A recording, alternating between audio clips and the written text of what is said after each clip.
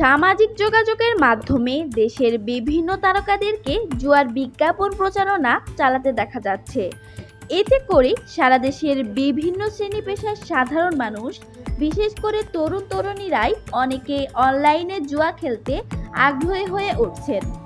ফুটপাতে চার দোকানি থেকে শুরু করে সেলুন দোকানদার, হকার, বাড়ির নিরাপত্তা প্রহরী, বিক্রয়কর্মী থেকে শুরু করে ভবঘুরে, বাস ট্রাকের চালক, হেলপার, সিএনজি চালক, নির্মাণ শ্রমিক, গৃহপরিচারিকা, রিক্সা চালক ও দিনমজুর শ্রেণীর মতো একেবারে নিম্ন আয়ের মানুষ এখন দিনের একটা সময় অনলাইনে বাজি ধরতেই ব্যস্ত থাকে।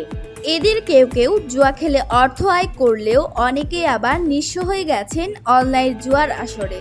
প্রতিবেদন অনুযায়ী ওই শ্রেণী পেশার মানুষেরা 1,000 টাকা থেকে শুরু করে 10,000 টাকা পর্যন্ত বাজি ধরে এবং তারপর এক পর্যায়ে নিঃস্ব হয়ে যায়। সরকার গত কয়েক বছরে 3,500-এর বেশিও জুয়ার সাইট বন্ধ করেছে।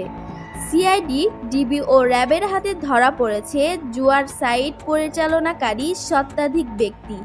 তবে প্রতিটি সাইট বন্ধ করার পরপর এই চক্র ভিপিএন দিয়ে সাইটগুলো আবার সচল করে।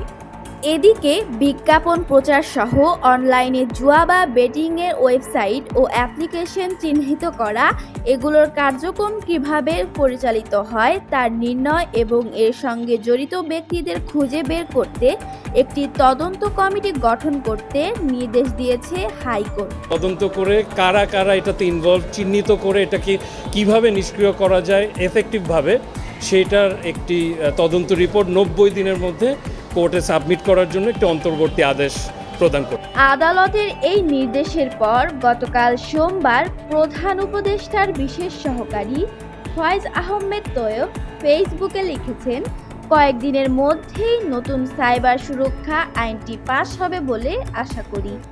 এই আইনে সাইবার স্পেসে জুয়া কিংবা অনলাইন জুয়াকে নিষিদ্ধ করা হয়েছে। সায়েদা সিদ্দিকা মালিহা, বার্তাবাহক 24।